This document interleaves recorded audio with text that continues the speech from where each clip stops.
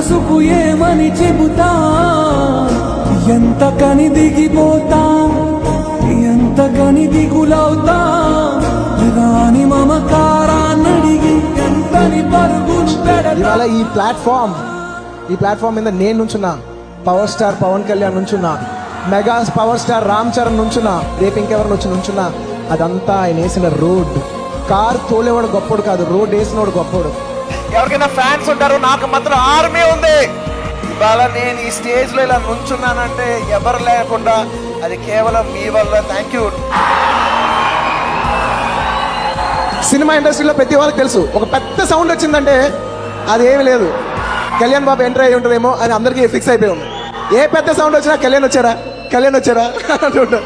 నాకు ఎవరిని చూసినా అలా అనిపించదు, కళ్యాణ్ బాబు ఒక్కరిని చూస్తే అలా అనిపిస్తుంది. Star, real star.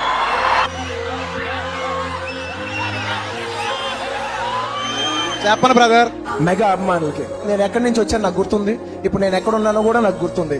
అంటే ఒక సినిమా బాగుంటే జనరల్ ఆడియన్స్ వచ్చి సినిమా చూడొచ్చు, కానీ సినిమా బాగోపోయినా వచ్చేది ఒక మెగా అభిమానే. ఫస్ట్ టికెట్ తెగేది ఒక చిరంజీవి ఫ్యాన్ దే. అభిమానులకి అంటే మెగాస్టార్ చిరంజీవి గారి అభిమానులకి, పవర్ స్టార్ పవన్ కళ్యాణ్ అభిమానులకి, నా అభిమానులకి, ఇప్పుడు వచ్చిన మన చరణ్ అభిమానులకి, ఫ్యూచర్ లో రాబోతున్న అందరి అభిమానులకి మనస్ఫూర్తిగా నేను నిజంగా మీకు మాటల్లో చెప్పలేను, నేను మిమ్మల్ని ఎప్పుడు గుర్తు పెట్టుకుంటాను. My dear fans, my army, నా ఫ్యాన్స్, నా army. Thank you my dear fans. Fans అంటే తప్పు అవుతుంది, నా ఆర్మీ అనాలా? మై డియర్ ఫ్యాన్స్, నా ఆర్మీ. నా మీద నాకే కొంచెం సిగ్గేసింది, అదేంటి ఈ వయసులో మనకు ఆ మాత్రం మెచ్యూరిటీ కూడా లేదు అంటే ఇప్పటికీ లేదనుకోండి.